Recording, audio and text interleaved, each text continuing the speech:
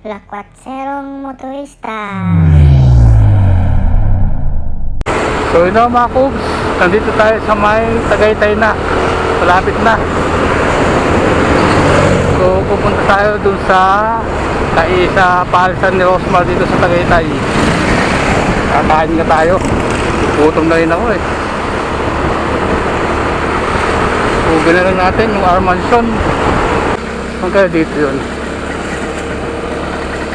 Yung Armanson ni Rosmar. Uy, ito yun. Tama. Ito. Armanson.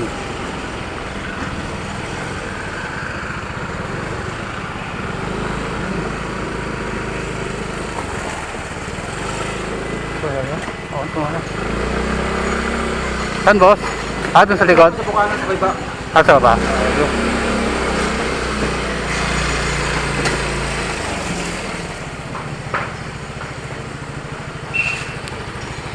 Doon. Dito pala sa baba. Ito. Okay. Dito ang parking nila. So maglalakad tayo. A few moments later. So ayun na nga mga Kubs, nagparking na tayo ng motor. So dito papasok na tayo. Dito sa may naka-sign na Jollibee. Ayan o. Ground floor nila, ground floor. So ito yung swimming pool. So wala nililigo. Ito yung free swimming pool ni Rosmar. Yan. So pag weekdays pala walang ganong tao dito. So dito lang sa taas yung mismong kainan. Yung parisan ni Rosmar. So mataas-taas din yung hagdan. Uy, maluwag dito. Halos walang tao.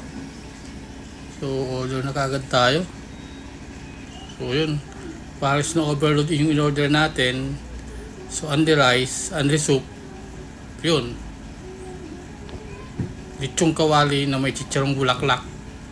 So literal na putok-batok na naman tayo. So ito may mga chicken din sila rito. Ayun na. Ito na. So ngayon, dadalhin natin dun sa kabila para sa sabaw. So ayan o, kita nyo naman o, puro taba. Chicharong bulaklak, saka lechon kawali. So dito yung sabaw. Tingnan natin yung sabaw nila dito. Ayan o, lapot o. Kitang-kita mo naman ang lapot ng sabaw. O, brown na brown. So mukhang mapapalaban na naman yung batok natin dito. Ito nga mga Kubs. Ito na siya o. Kita nyo naman. Ito, lagyan na natin ng mga bawang, sili, saka paminta para mas masarap ang kain. Kaya yung mga high blood dyan mga Kubs, huwag nyo na munang itry ito. So masyadong mataba tong pagkain nila rito. Tapos yung kanin nila kulay pula. So mga Kubs, tara, tirahin na natin to. So ito yung mga tubig nila. So pwesto na tayo dito. So yan o, kita nyo naman o, puro taba talaga. Chicharong bulaklak sa lechong kawali. Grabe. O, kayang-kaya natin to. So mga Kubs, sinulit ko yung mga high blood dyan. Huwag muna kumain ng ganito. Kita nyo naman yung sobrang taba rito. Siyempre hinahinay lang sa pagkain. Para matapos na to, tirahin na natin. So itong mahalagang 100. Only soup, only rice, only tubig. Yun, walang gano'ng kumakain dito ngayon. So pa isa-isa lang. Dito sa may Tagaytay. So ito, pangalawang tira na natin to. Ayan, lagyan ko naman namin bawang para sigurado tayo. Hindi tayo ma-high blood dito. So yun nga, malutong yung kanya, yung mga chicharong bulaklak niya, saka yung lechong kawali, masarap. Kaya lang, yun nga lang talaga. Putok-batok talaga to. So yun, tapos na tayong kumain mga Kubs. Saglit lang tayo kasi may lalakarin pa tayo. So yung mga balak pumunta dito sa Tagaytay, so pwede kayo pumunta rito, i-google nyo lang yung R Mansion. Lalabas na yan dito sa may Tagaytay.